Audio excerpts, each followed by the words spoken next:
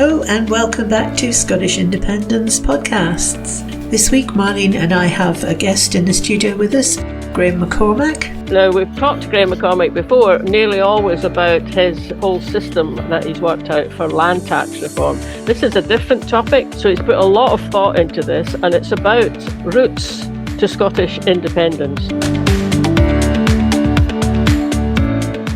Fiona and I were both over at Edinburgh at the march on the 2nd of September, and we bumped into Graeme. We were just chatting to people on the march and asking them, well, what do you think is the way forward? So here's a little snippet of some of the responses that we got.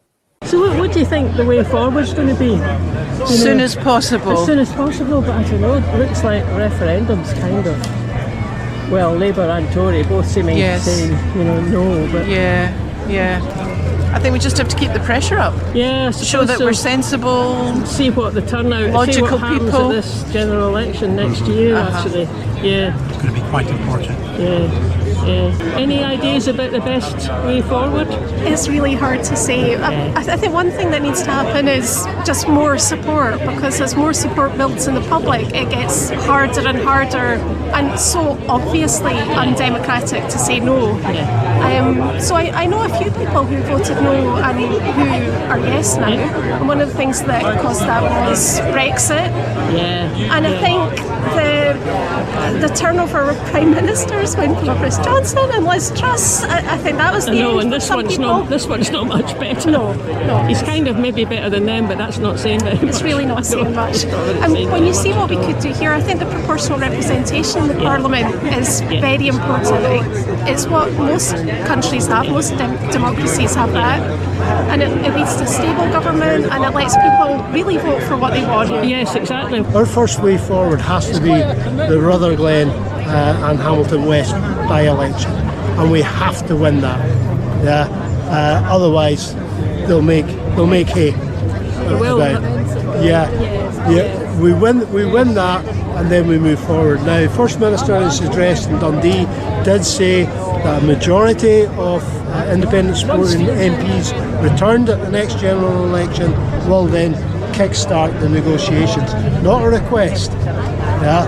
They've almost said no without saying no. So we go for the next democratic option, which is then returning the majority MPs, and then we start negotiations. What do you think the way forward's going to be for us to get through? Because given all the people, I think the people movement. Do you think there's more people bringing more people around? I can't see any. I don't like to say this, but demographics plays a big part in it as well. Because if you look at, I'm 60, my generation upwards, people are nuts to support of independence. But if you look at the younger generation, it's quite high, and I think that they will drive it. Unfortunately, I would like it to happen before. Same as me. Yes. And I'm a bit older than 60. Welcome back to Graeme McCormick. We've had you on the show before and delighted to have you back again. And this time you're going to share with us some of your thoughts on the way forward. That's lovely. My pleasure. Thank you very much indeed, Fiona. Now, if you watch the video version of this podcast over on our IndiePod Extra YouTube channel, you'll notice that Graeme had a slide presentation. Obviously, we can't reproduce that on an audio podcast, but what I will do is give you a tiny musical clue every time the slide changes. And that should be enough because he actually talks through everything that's on the slides. Right, well, hello, folks. As you know, the SNP is going to consider at its national conference the route map to independence. And in my opinion, it's important that the possible routes are, first of all, discussed and that a decision is made in them. And it's very important that the members who are making this decision actually know what the legal position is. And so I have taken it upon myself to discuss with party members and other people what these possible routes might be, so that it gives some sort of opinion to the members before they make their judgment. The SNP invited branches and constituency associations to submit draft resolutions on the potential routes to Scottish independence. Unfortunately, the members have had no legal opinion as to what these routes might be, and there has been scant discussion. First of all, what is the law? And what is the legal advice? Well, see, we haven't had the legal advice. Public international law is very different from domestic law. It's the law of the victor, and it's also the law of national self-interest. Although there are potential sanctions in some aspects of international law, by and large, it's a matter of cajoling, agreeing, and finding out what is in the best interest of each individual country. The hurdles towards independence are basically twofold. One is the process of delivering independence, and the second is a substance addressing the fear of risk, which a percentage of our population is hesitant. They might be sympathetic towards independence, but they're hesitant towards voting for it if they feel their own financial position is going to be materially adversely affected. Now, if we deal with the process first, what we've got to do is we've got to persuade the electorate, and it's what that electorate should basically be. What decides whether we have a majority vote? Is it a majority of the Scottish MPs? Is it a majority of votes cast? What are the international examples? And what is a majority? I think although the UK system is based on a majority of MPs, that's not the system that operates in Scotland at our Scottish government elections or our local government elections. And I think the international status that we would require to meet would be a majority of votes cast. That would give the international community the comfort of knowing that it has been a democratic majority vote. That's a high bar to meet, but that, I think, is the one that we must seek to obtain.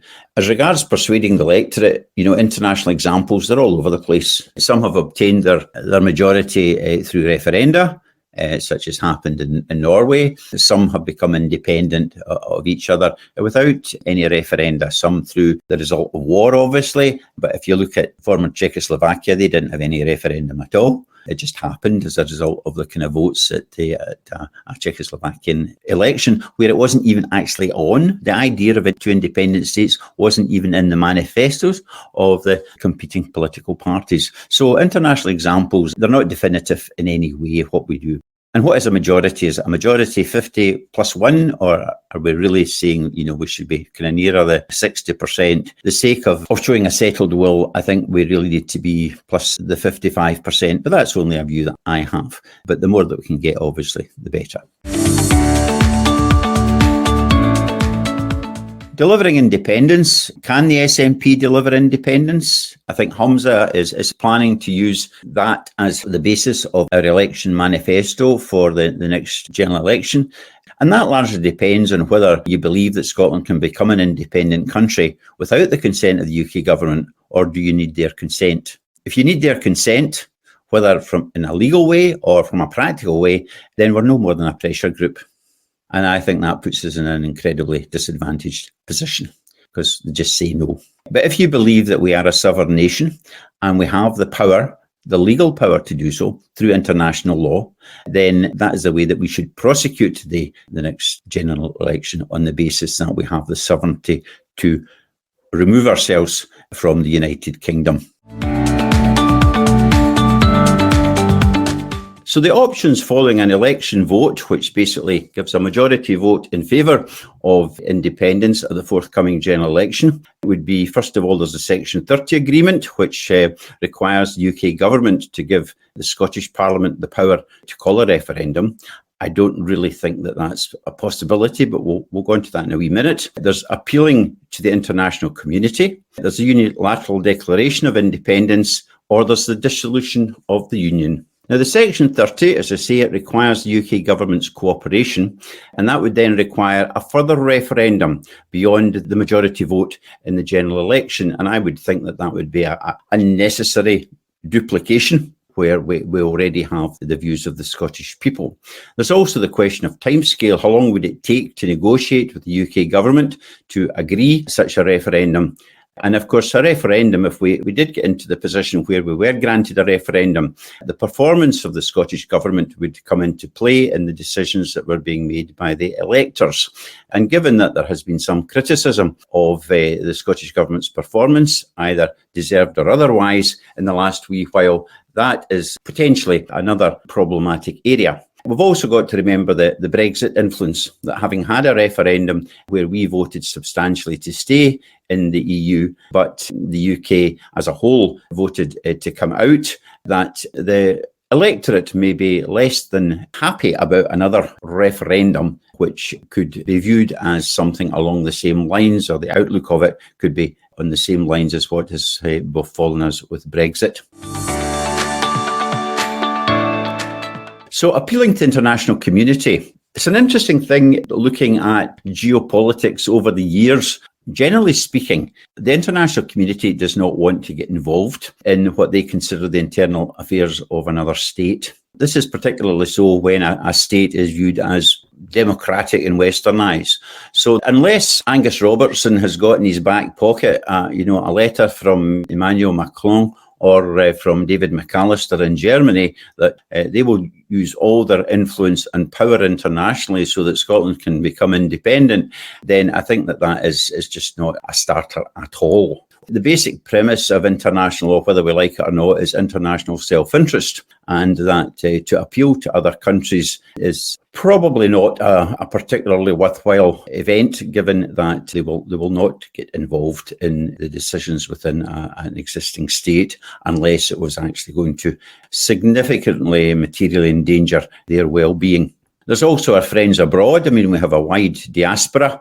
However, unlike potentially the Americans that had an influence on the eventual independence of Ireland, the Scottish diaspora have been less forthright and organised. So I don't really think that is an option either. And there's also the UK government's reaction to an appeal to the international community. They basically are holding all the cards just now because they've got the diplomatic missions and all the rest of it, because these are reserved matters. So I don't think that's a proposition that we can really look at seriously.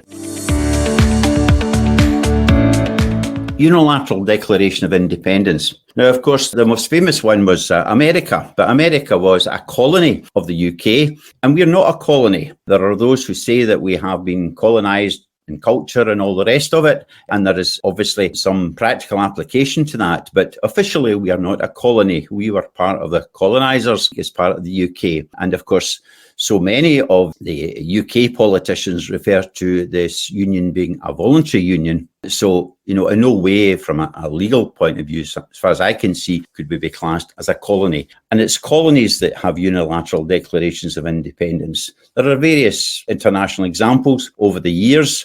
Everyone seems to have its own wee nuance or difference. The one that I remember going way back to when I was a kid was, of course, Rhodesia. And that had certain unfortunate connotations, to say the very least, because of the apartheid system which was going to operate there and the support that Rhodesia had from South Africa during that period of time. Again, I don't think that is something that we could really contemplate. The other thing is that a UK government reaction to that would be that the UK government would be the continuing state in international law. And as a result, it would have all the rights and the responsibilities of that continuing state. And again, it would hold an awful lot of the cards which it could use against us. And of course, if we were declaring our independence, then basically that would mean that we would be more or less stating that we weren't entitled to a share in these assets or the responsibilities, indeed, of the United Kingdom and everything that follows therefrom. So again, I don't think that would be a particularly helpful thing to consider. Again, the international reaction would be, I dare say, there would be some states which would be relatively supportive of Scotland declaring its independence, but organisations such as the EU, which markets itself as a rules-based system, would be largely averse, initially at least, to the idea of a Scottish declaration of independence. We're not in the same position as the Catalans, who, because of their written constitution in Spain, which states that Spain is basically indivisible, that there could be some justification for the view that the EU took when they had the referendum there, albeit we could also criticise the EU because of the failure to condemn the jackpot response of the Spanish government. But again, The EU wasn't going to get involved in that. And would the Scots vote for UDI? The idea of UDI is something which is quite dramatic. And I think the Scots would be very slow to think in terms of that this was an appropriate designation for what we have to achieve. The other thing is it would be pretty uncertain and it would be messy, because we would be setting ourselves adrift without any call on the shared institutions of the United Kingdom. And these would all have to be set up very, very quickly. And as a result of that, between that and also trying to build up an international relationship formally, would make things extremely messy. And I don't think that is on the table either. The fourth one is dissolution of the Union. There are basically two options here. One is to negotiate after a positive majority vote, and one is to negotiate before a positive majority vote. And if we take the first one first, the dissolution of the Union, what that basically is based on international law. The United Kingdom was formed by the Treaty of Union. And within that right was the right to have Scottish MPs sit at Westminster. That is the right which was conferred on them. So if the Scottish MPs withdrew from Westminster, then that in effect is the dissolution of the Union under international law. That would then require these Scottish MPs to form a provisional government in Scotland. In addition to that, there would be the reaction of England, Wales and Northern Ireland. Now, I'm not calling it the former UK or the rest of the UK, our UK, because it's not. The UK would cease to exist, but there would be two partners. One would be Scotland and the other would be England, Wales and Northern Ireland, NWANE for short. There would also be the monarch's role here, what Charles's response would be to this dissolution.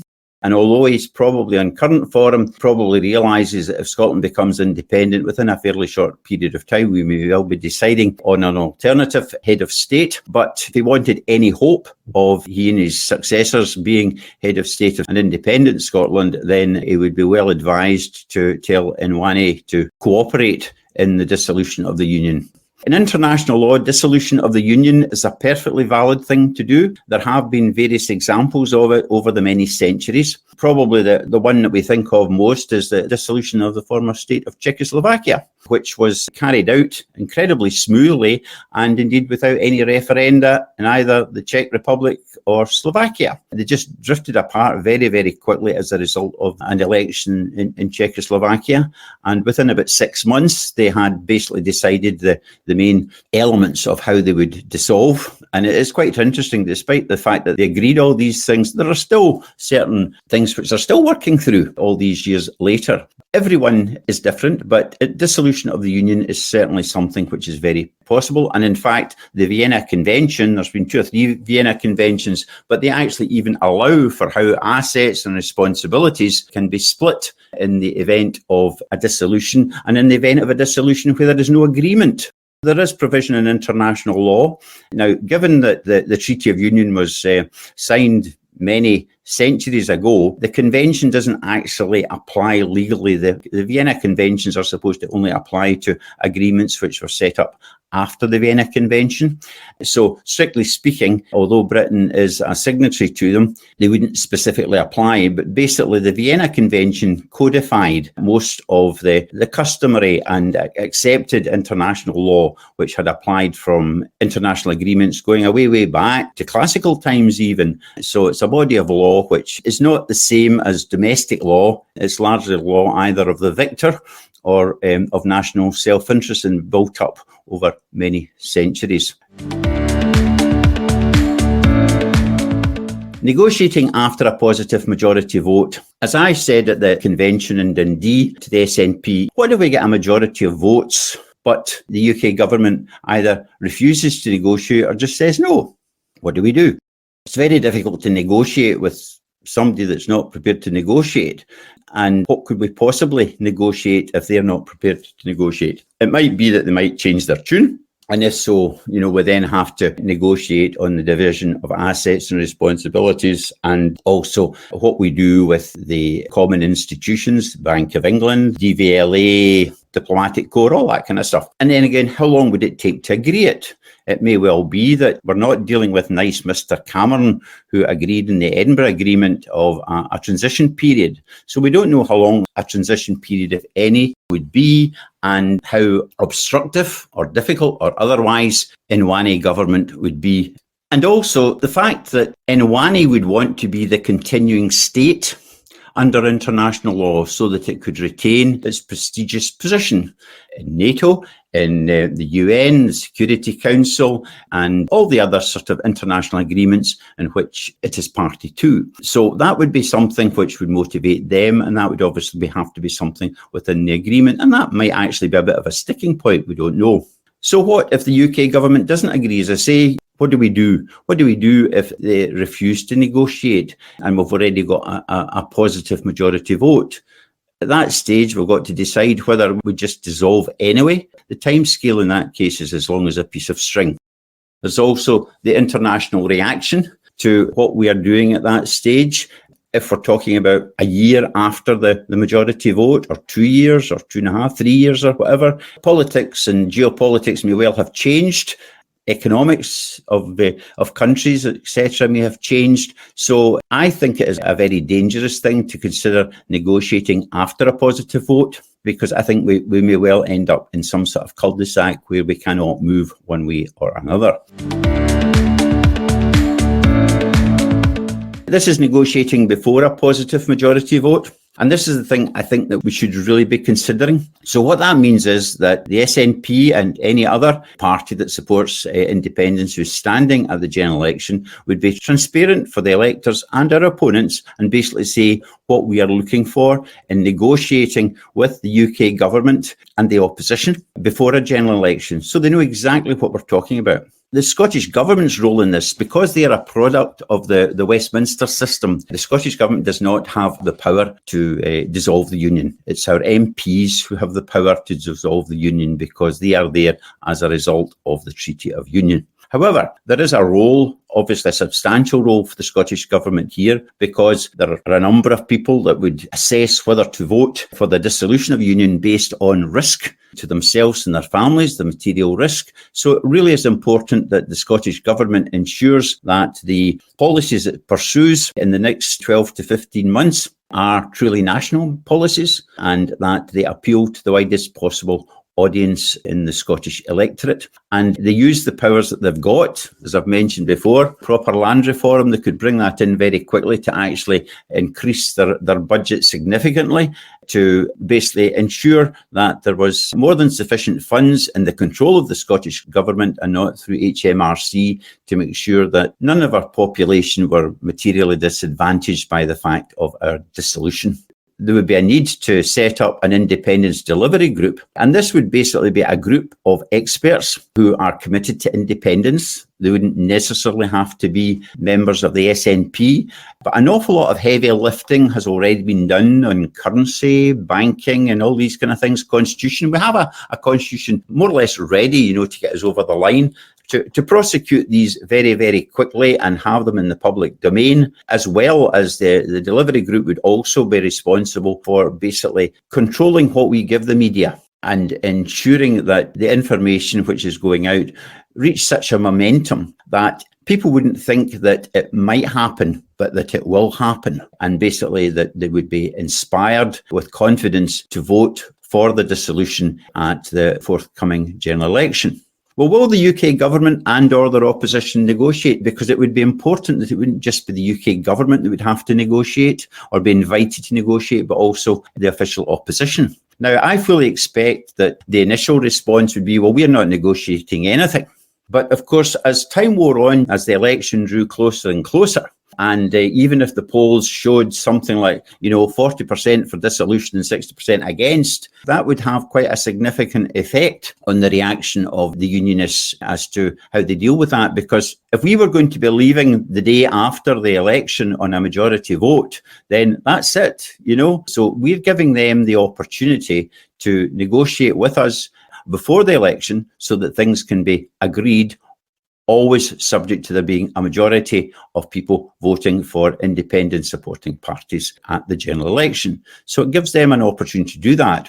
They won't want that, of course, and also it makes it very difficult for Labour and the Tories because they're then fighting on two fronts. They're fighting each other to become the government of the United Kingdom, or whatever it's going to be called after that. And they're also fighting to try and save a union. So from an electoral point of view, that makes it really, really difficult for them. And of course, that is something that would benefit us. There's also the reaction of unionists in Scotland. How do they respond to that? Do they get into bed with the Tories and Labour? Do they try and, be obstructive? We don't know. But anyway, that's something that we would need to obviously consider. There would be effects, as I say, of opinion polls if there was a momentum built up and the fear of risk was dissipated and people were inspired. If the opinion polls showed that there was a possibility that we would win this, the reaction again of the unionists and particularly the political parties down south would, I think, show a marked change of emphasis. And we may well find, for example, that in the weeks before the general election, that there would be a number of ships leaving Coalport, etc., with certain things that we would be quite happy to see the back of anyway before the election. But a dissolution with agreement is what we were looking for, because we basically want to encourage the UK government and opposition to negotiate with us before the election. And that would be good for everybody because we'd know exactly where we were.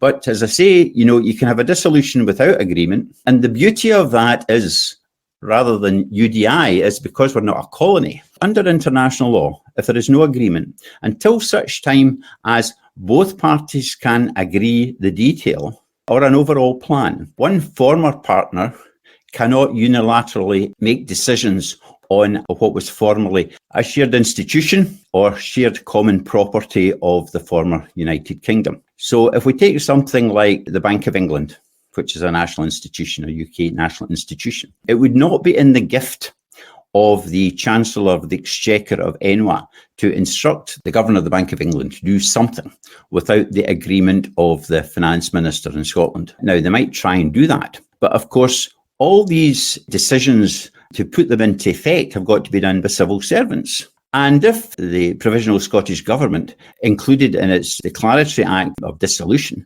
that these civil servants, if they carried out any operations which were considered to be materially adverse to the interests of Scotland, then as a result of that, they could be personally liable both in civil law and also in criminal law. Now, a lot of them might never want to come to Scotland or anything like that, after we are independent. But having said that, many of them are Scottish. Many of them have property interests in Scotland. And also, it's not a particularly nice thing to have hanging over your head for the rest of your life, basically, if you do the dirty in Scotland, because you will always have that, and that restricts your movement basically to a certain extent for the rest of your days. So without an agreement, it largely suspends the operation of the former United Kingdom. So it then forces the other side to basically get around the table and sort things out.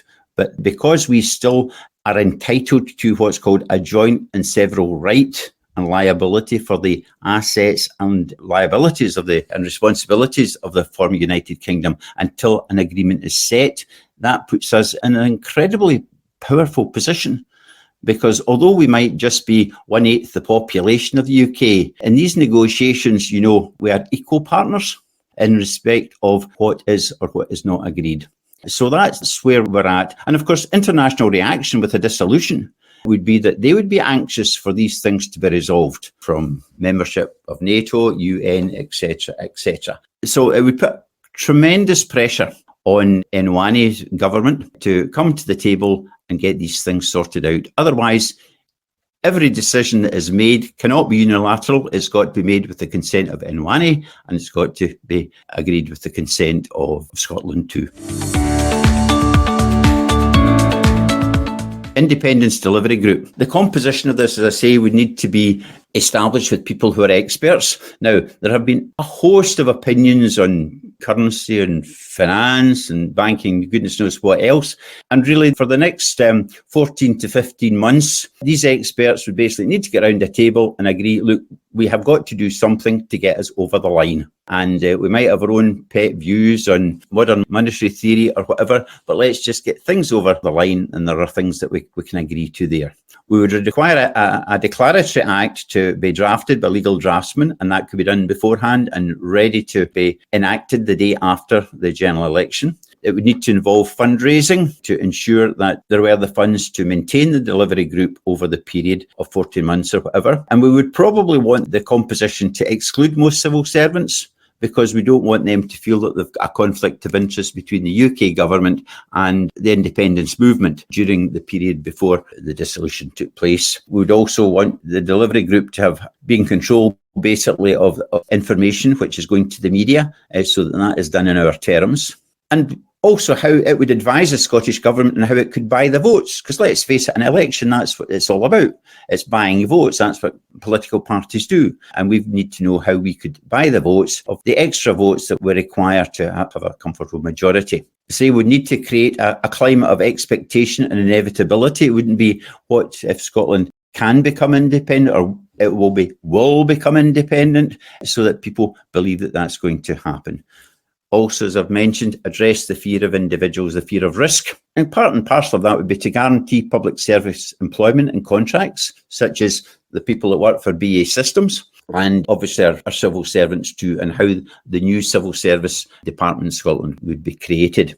We would also have to undermine the British state and the civil service. And there's perfectly legal ways that you can do that, and we should be open about that, because you cannot create a new Scottish state without undermining the British state. It's just impossible.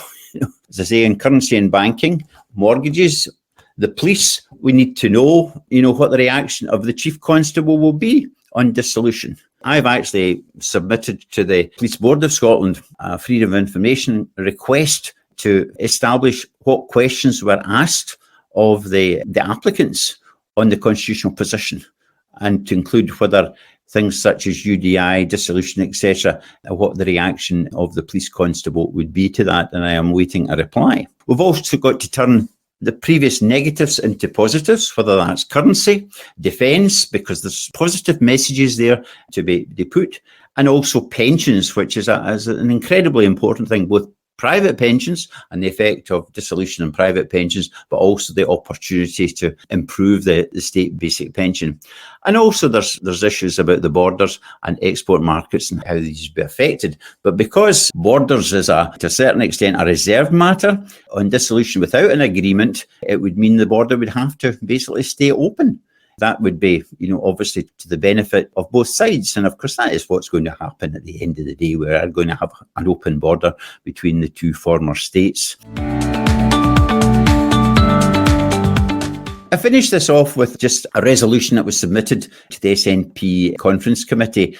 Unfortunately, it's not appeared on the draft agenda, albeit we are trying to get the committee to consider it either by way of an amendment to the ones which they have put on, and we'll see how it goes. But basically, it just says that we declare that Scotland is a sovereign country. We ask the Scottish Government to ensure that it uses the powers it has got so that dissolution does not prejudice the basic financial security of our citizens. We commit all our members to prosecute the dissolution of the United Kingdom at the forthcoming election.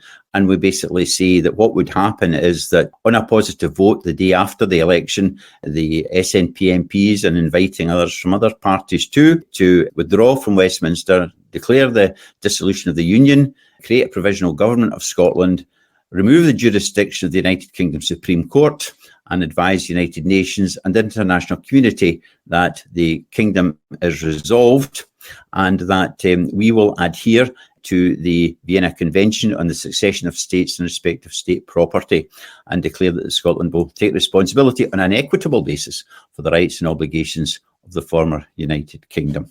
That's it. Thank you. Wow. Quite easy. Yeah. Fascinating talk. So much to think about there. Couple of things that jumped straight into my mind.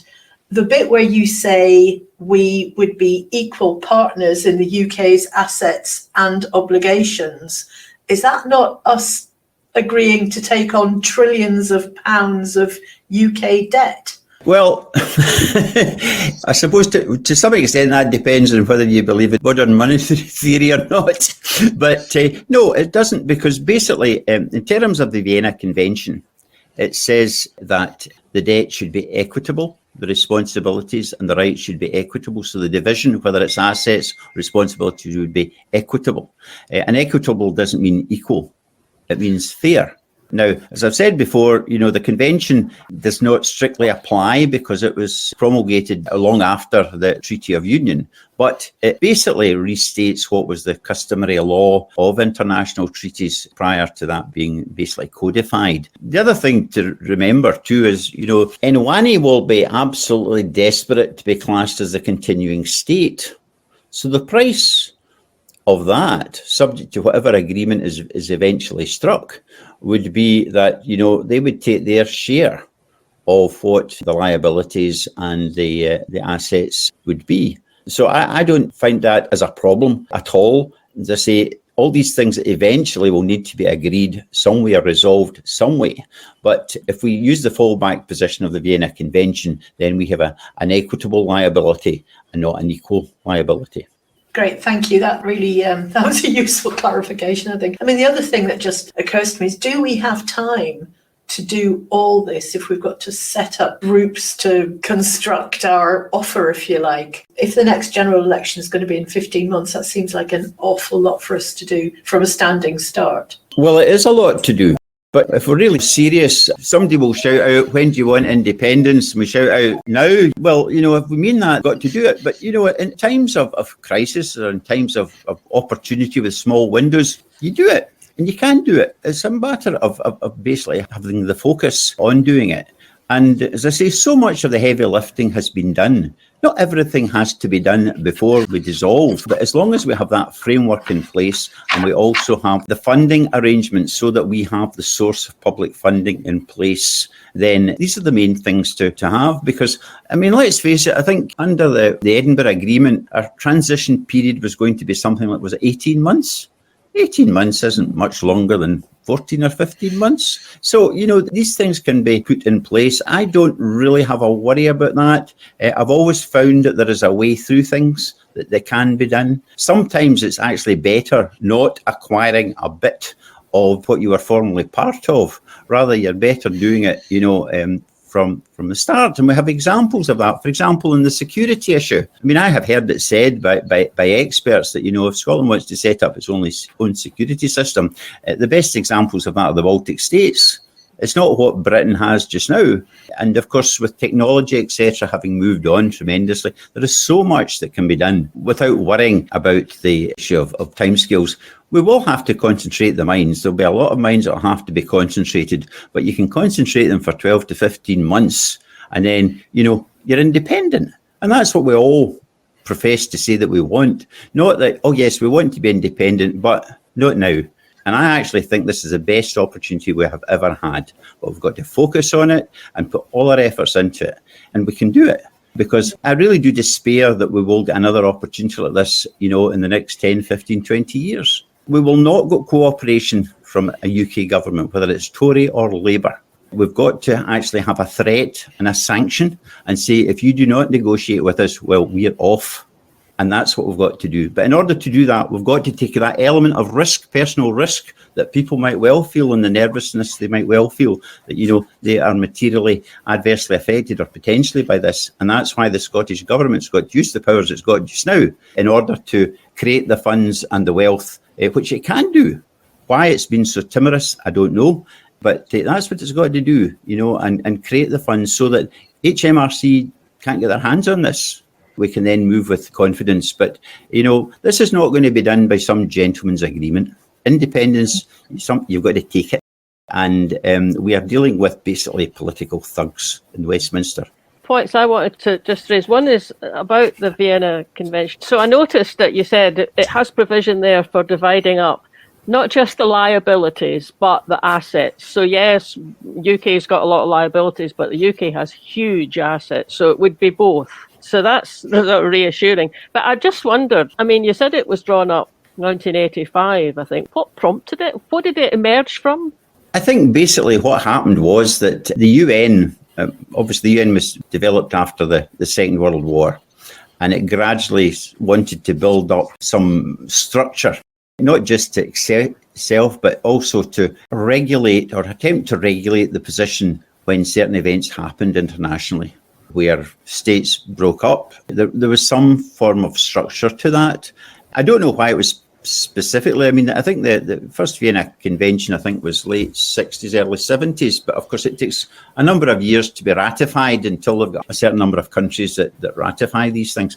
You know, that's the kind of time it took. It may well be that it was to just respond to, you know, certain countries which had split. And of course, there was quite a potential movement of countries that were possibly former colonies, etc., or, you know, countries that had been colonies and then they split again. I mean, there's just been so many, when you think about there's so many different events and how countries have been created and, you know, countries have dissolved or split up. I think they just wanted to give some sort of structure to that. It's been ratified by a considerable number of countries and states, including the UK. So it is basically the kind of, shall we say, the settled international law or legal framework.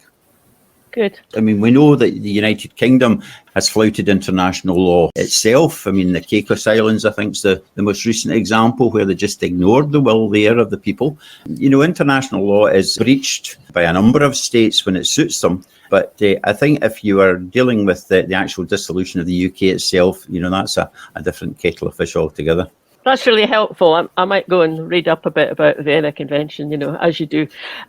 But so the other thing I just wanted to ask a wee bit more about. So it was towards the end of your presentation there, and you were talking about the Scottish Government can use the powers that it has already to ready the situation or the landscape, as it were, of what we might be moving into. So you're someone that we've always talked to before about land tax and land reforming that. So that would presumably something that Scottish Government can do. But so are there other things that you know, specific things that you'd like to see them doing to kind of, you know, lay the ground, as it were? That comment that I've made is based on the land reform and the, you know, introducing land as the principal source of public funding, which beyond any shadow of a doubt will raise far more money than all the other forms of taxation, which either the devolved administration has power over or indeed the United Kingdom government has power over. So in the run-up to the dissolution, the Scottish Government could introduce my form of annual ground rent or a similar form to that, and they could do that really, really quickly.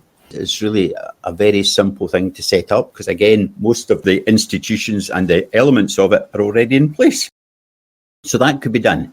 And that then is the source of funding which goes direct to Revenue Scotland and doesn't go anywhere near HMRC. It benefits virtually everybody financially. But in addition, so that's Section 80I of the Scotland Act. And I may say just in passing that basically Section 80I refers to taxation on transactions involving an interest in land.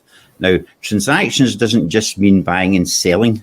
A transaction can just be the delivery of your rates notice or your council tax notice. That's a transaction under Scots law. Or making a will is a transaction, albeit it's just one person that signs it. So that's it. So it's not necessarily sales and purchases. So in addition to that, it is possible just now for the Scottish Government to tax the heritable property of our energy suppliers. Now, they've got pipes and cables going all over the country, thousands upon thousands of miles of these.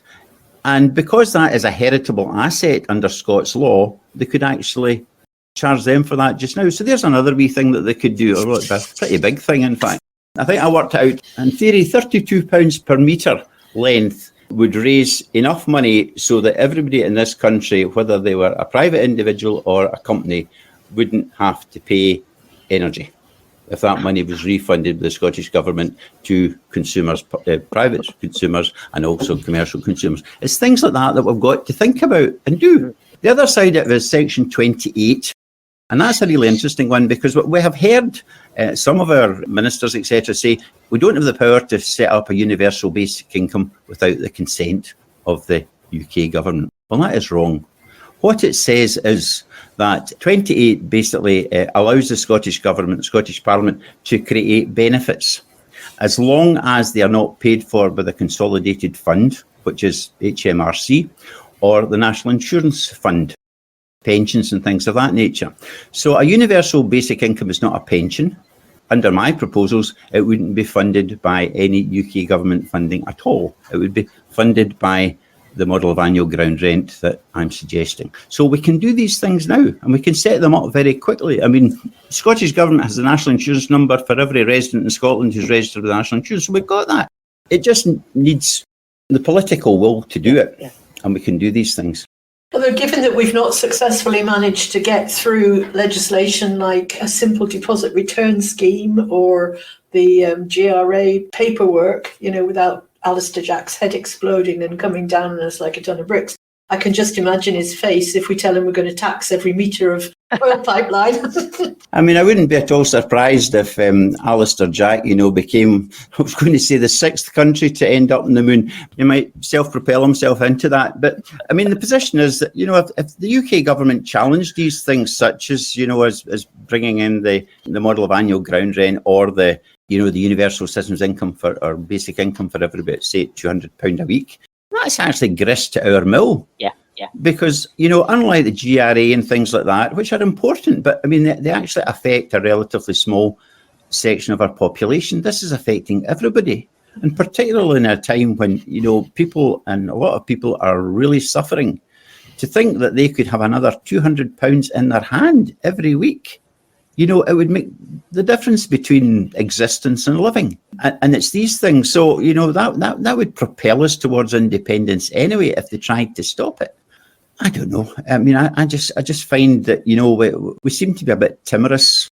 And I've always found in my professional life, if you challenge authority, it's amazing how they back off. So the general election, and there's a majority of votes cast for independent supporting candidate. That kind of sets this all in motion. So one of the options was, if there's no negotiation, or I think maybe it was either way, that the Scottish MPs would withdraw from Westminster. But basically it'll only be the SNP MPs. I mean, I'm sure that other independent supporting parties will get votes, but they won't get seats, not under first past the post. So it'll be the SNP taking themselves out. Now, at the moment, that would still leave, 6 or 7 MPs. After the general election, might be more than that. So then you've got a bit of a rump of Scottish MPs still hanging in there in Westminster. What happens at that point? Well, they can do what they like, to be quite honest, where they are. But I mean, we're moving on. Once the UK is dissolved, it's dissolved, and they can do whatever they like, and they can say whatever they like. But when there is a majority vote in favour, and that it manifests itself in the new Provisional Government of Scotland, which immediately enacts the Declaratory Act. Now, the Declaratory Act can take different forms, but it'd be a relatively simple act. One option it would have would be basically to say that it declares that the Scottish Parliament in Holyrood is now sovereign.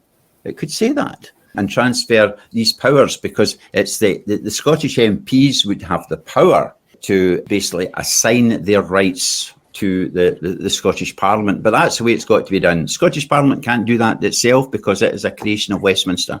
The Scottish MPs are not a creation of Westminster. They are a creation of the Treaty of Union.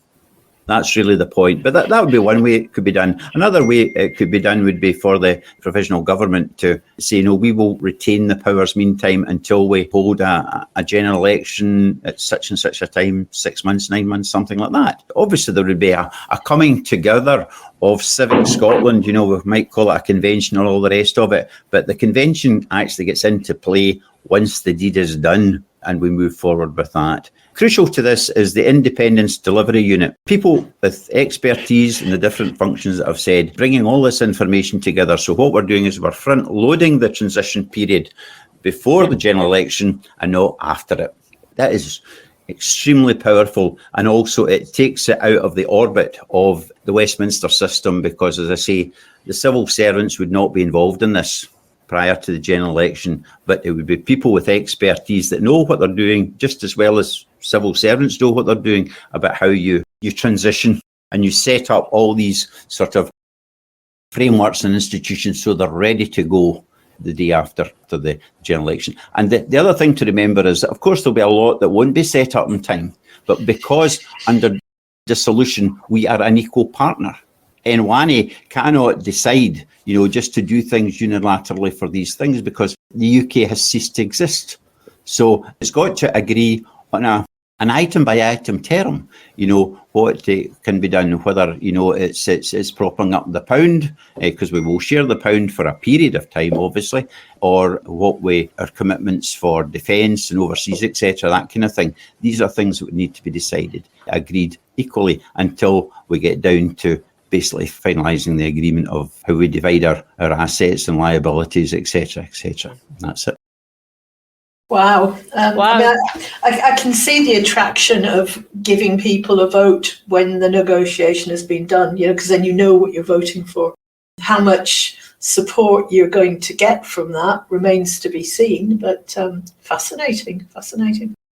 Smashing. The one thing I will say in conclusion, if you're somebody like me at my age, and maybe a bit younger, if you believe in Scottish independence, what is the best legacy you can give your children, your grandchildren?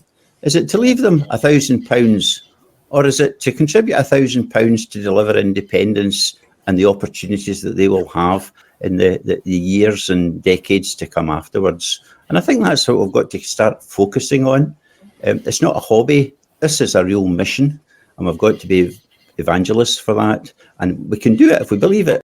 And I think we've just got to focus completely on this for the next 12 to 15 months. Fantastic. Right. Thank you so much. Thanks then. Bye. Bye.